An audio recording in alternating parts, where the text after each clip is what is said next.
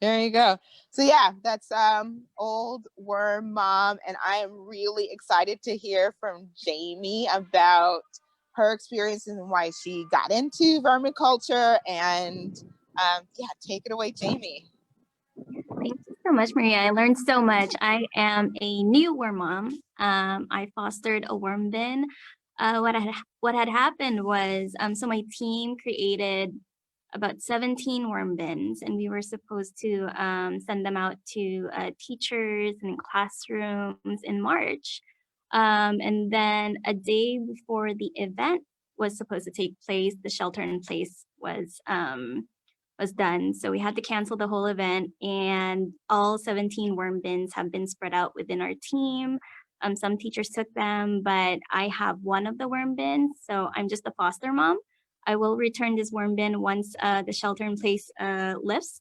But yeah, so as a new worm mom, it's really low maintenance. I can show you rather than talk on the floor right now so that's easier to show. So I have like this huge container, you can see. And what we did is we drilled holes on the sides, just like what Maria and Vernon were talking about. And this worm bin started off with about a pound of red wigglers. If you're wondering where to get a pound of red wigglers, you can actually order them online and they will be delivered to you in a box, which is really surreal. When we received ours in the mail, I thought they would be like in a plastic bucket of some sort, but no, it's just a plain box, and in it are worm castings and tons of worms. So I do have a video of that. It looked really cool and fun. But yeah, so let me show you what's in this worm bin. So this worm bin started off with, can you see it? Yeah, okay.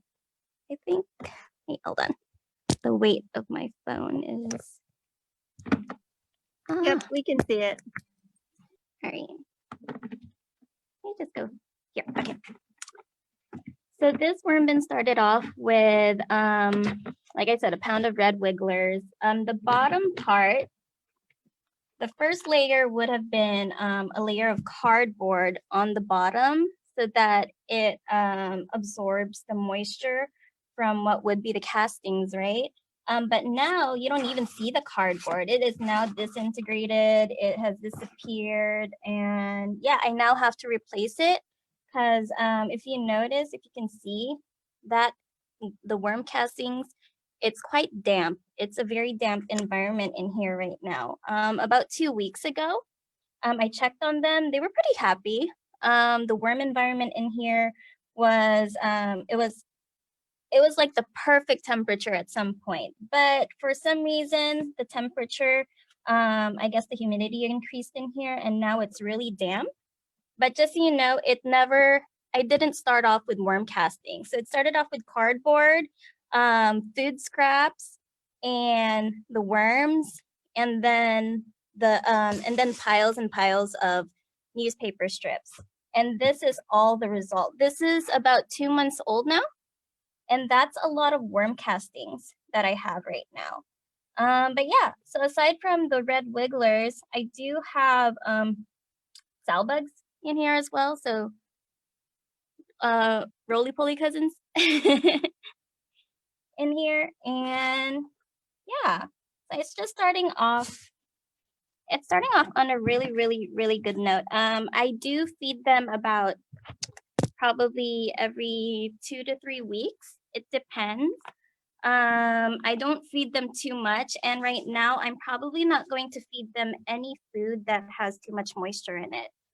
So I'm just gonna feed them dry leaves for now. I do have leftover food scraps. I know there was a question before, like somebody asked me if how much do I feed my worm bin. I would not feed them every time I have food scraps, because then that would just overload them with food. And with that, you're kind of inviting other critters as well. So I did have an overpopulation of columbolas. Oh, it's columbolas. I keep forgetting how to pronounce it, but it's columbulas, and they were just everywhere, and my poor worms were competing with these little mites. And so what I did, I sat my worm bin out in the sun, and just to dry it out a little bit, because of the moisture, it does attract these columbulas. And yeah, but now it's even more wet inside, so I'm not quite sure what's happening right now. But this is very ideal if you live in a smaller apartment, like I do. So I don't have the space, nor do I have nor do I have a garden. I don't have any outdoor spaces as well. So this would be ideal if you do have an apartment, or if you live in a smaller space and you don't have access to compost. But like I said, it's not the end all for all your food scraps. We definitely have to put things into our commercial compost bin. But yeah, I've been pretty happy with it. They have been my emotional support throughout this pandemic. um, but yeah, I would probably start harvesting this in another 2 months, I would guess. I'm trying to reach a certain point to harvest it. But yeah, it looks very healthy and it smells scrumptious. It smells delicious in here. So yeah, that's my compost bin. When you harvest it, do you put that on other plants? Freddie had asked a question. They're really healthy fertilizer for plants, right? Yes, yes, definitely. So once I harvest it, I don't have plants of my own. I have like little pots of succulents and all that. But if I do harvest it, I would just drive it over to my uncle's house, and he has a garden. So I would What do the about test. making worm compost tea? Yeah. You can Right? do that too, definitely. There are those worm bins that you can buy that has like a little tap on the side that you can then harvest the water from. So you can harvest the tea from. But this isn't the case. This is homemade. Yeah, and for harvesting, it helps if you kind of feed them on one side and they'll migrate. So Yes, they'll leave their definitely. castings Mhm. there, and then you can go in, get them, harvest them. You have this is some soil with the worm castings, ready to go. You can mix it in water for the worm tea. And this is what we use to harvest them, to kind of strain them out. This screen, you can make it yourself just with chicken wire. You get the castings in there, shake them out.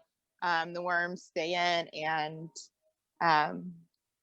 the castings go out.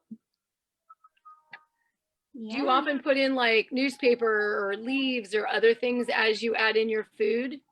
Because you want to start with some kind of base, right? Yeah. Newspaper, leaves, because there's a lot of succulent, we use the succulent papers. Again, we have wiggle room, no pun intended, because we're outdoors, but we use like pine needles. There's a lot of bedding. You totally meant that pun. Yeah, I totally no meant pun it. intended. Yeah. But the corn husks have been really my favorite right now. Corn season just started. The worms love it. The spiders love it. So start off. If you don't go out and buy newspapers. Use what you have. You can tear up, even cardboard if it's not too printed. But just look for what you have.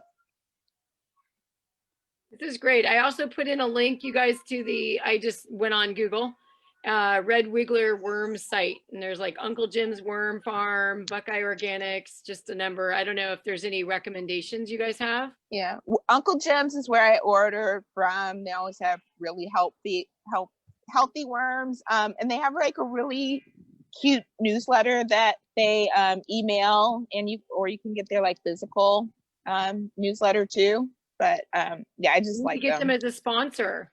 There we go. Right, or discounts to all the worm moms and dads out there. Oh, look at that. We got the up close worm action from Jamie.